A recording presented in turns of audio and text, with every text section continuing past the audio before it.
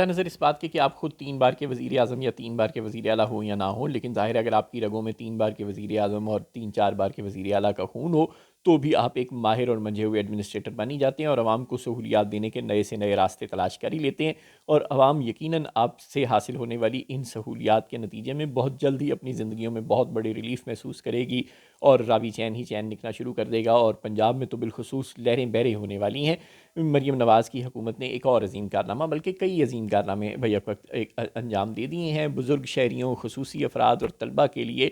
سفری سہولتوں میں رعایت کا فیصلہ کیا ہے مریم کابینہ نے، اور مفت ٹکٹ دینے کا فیصلہ کیا ہے ان تینوں کیٹیگری سے تعلق رکھنے والے لوگوں کو، یعنی طلبہ کو، بزرگ شہریوں کو اور خصوصی افراد کو۔ اچھا، اب یہ مفت ٹکٹ آپ کہاں دے سکتے ہیں؟ یا تو آپ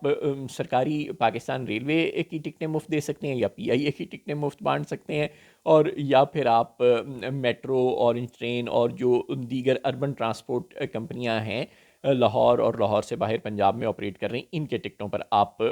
نوجوانوں کو یعنی طلبہ کو اور بزرگ شہریوں کو اور خصوصی افراد کو رعایت دے سکتے ہیں۔ اب آپ نے جہاں پر بھی یہ رعایت دی ہے یا دینے کا فیصلہ کیا ہے، اس رعایت کا نتیجہ یہ نکلے گا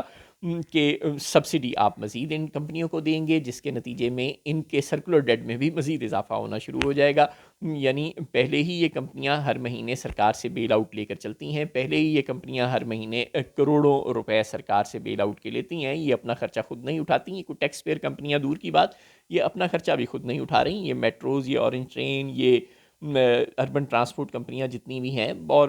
وفاقی ادارے بھی جو ہیں ٹرانسپورٹیشن کے، وہ چاہے وہ ریلوے اور پی آئی اے ہیں، وہ سب کے سب سرکار سے سبسڈیز لے کر، بیل آؤٹ پیکیجز لے کر زندہ ہے۔ اور اب جب یہ بوجھ مریم حکومت ان پر ڈال رہی ہے تو وہ مزید بیل آؤٹ پیکیجز، مزید بڑے بڑے بیل آؤٹ پیکیجز دیا کریں گی ان کمپنیوں کو، پھر یہ چلا کریں گی، اور پھر جو سرکاری خزانے پہ بوجھ پڑے گا ان پیکیجز کو دینے سے، یعنی جو سرکار کے خسارے میں، جو بجٹ خسارے میں مزید اضافہ ہوگا،